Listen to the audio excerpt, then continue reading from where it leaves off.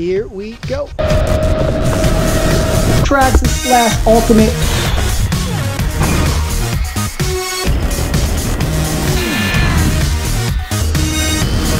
I may have killed the speed control.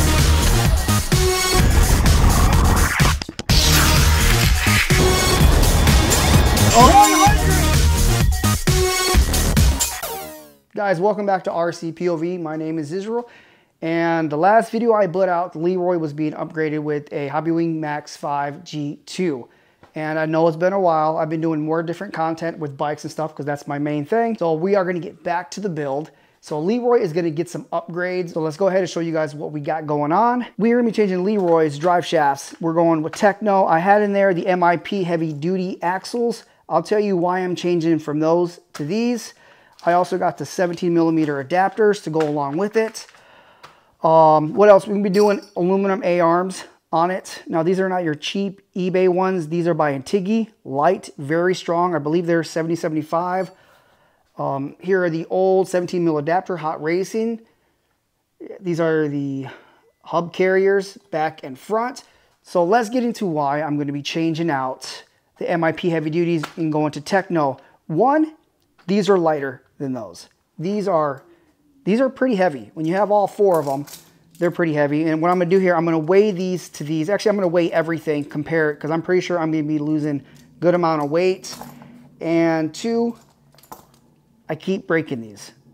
Get focused, yeah. Keep breaking these in the same spot. And I've even broken in half one of these hex, which I've never seen done before, but this broke completely in half. And we're also going to be making some changes to the suspension. We're going to be changing the geometry just a little bit. We're going to be trying something a little different here so we can make everything a little more hardcore with what we're doing. I don't know, Leroy is pretty much a speed run basher. I don't know if that even exists, but Leroy, yeah, it's going to be a speed run. It's going to be a car that still does over 100 miles an hour and speed bashes. Now, the reason why I'm changing the A-arms out is because these ones, these factory ones, have too much flex in it. See how much flex they have? And I've noticed that too when I'm driving the car and launching it hard. There's just too much flex. It shouldn't be doing this. So when I install these are going to stop all that flex from happening, which means that we'll have better control over the vehicle. Then I'm going to have to get another alignment done to it. But for now, let's go ahead. Let's tear into this. Let's get these open, built, and then we're going to weigh them to the MIP heavy-duty shafts. Now, will the Tekno shafts hold up to 12S? I don't know. I'm not even sure that the MIP heavy-duty shafts will hold to 12S. So let's go ahead, get these bags open, get it built, get it weighed, and then get it on Leroy.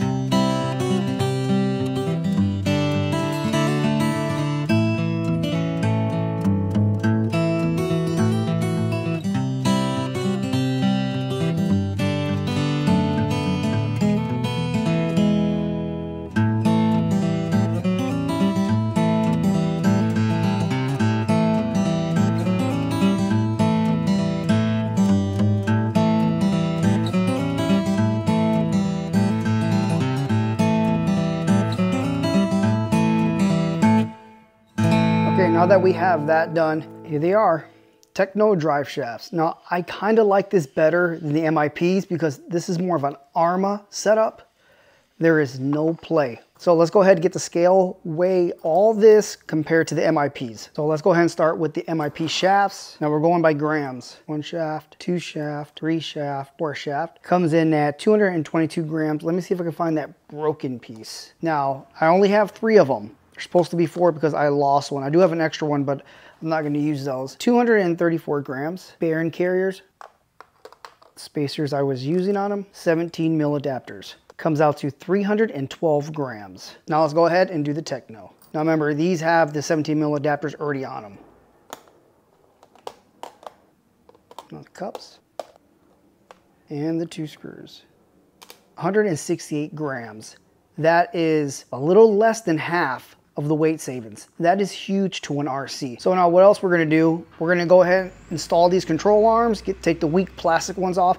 Now I already know what most of you guys are gonna say, keep the plastic ones because they bend and flex. Yes, but when you are kind of a street basher, you don't need your wheels to be flexing. Now, if you're at the skate park or jumping your guys' vehicle, yes, I understand, you know, yeah, you want the flex, but this car also weighs a lot more than it did from factory. All right, now that the aluminum A-arms are on, now we're gonna have to start installing these. These are pretty much straightforward. These are the rear.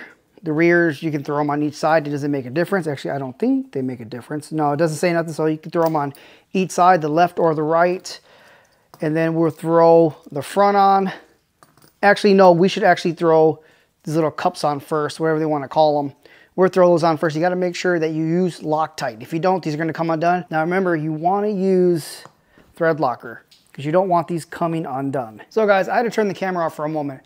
I couldn't get the drive cups. That's what they call them, the drive cups. I couldn't get the drive cups in at all. I was like, golly, why weren't they going in? I literally had to press them in.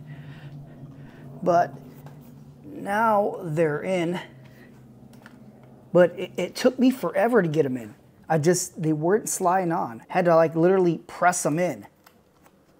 But now that they're in, so now we can go ahead and put the rest in. So this is just the spare parts that we have here. Now I can go ahead and actually put the rears on. And so these are the screws for the front. These are, I don't know what these are. I'm probably missing screws somewhere. Oh, these are the old ones. Oh yeah, I believe they're the old ones. So now let's put that aside.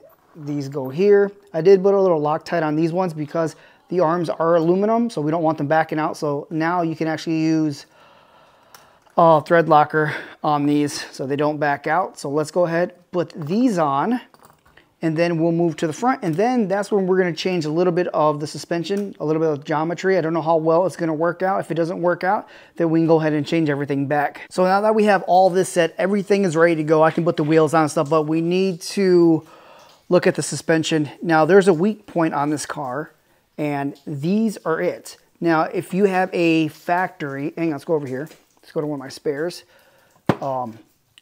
Your factory shock tower, it's, I don't know, it's about more than a ½ an inch thick there.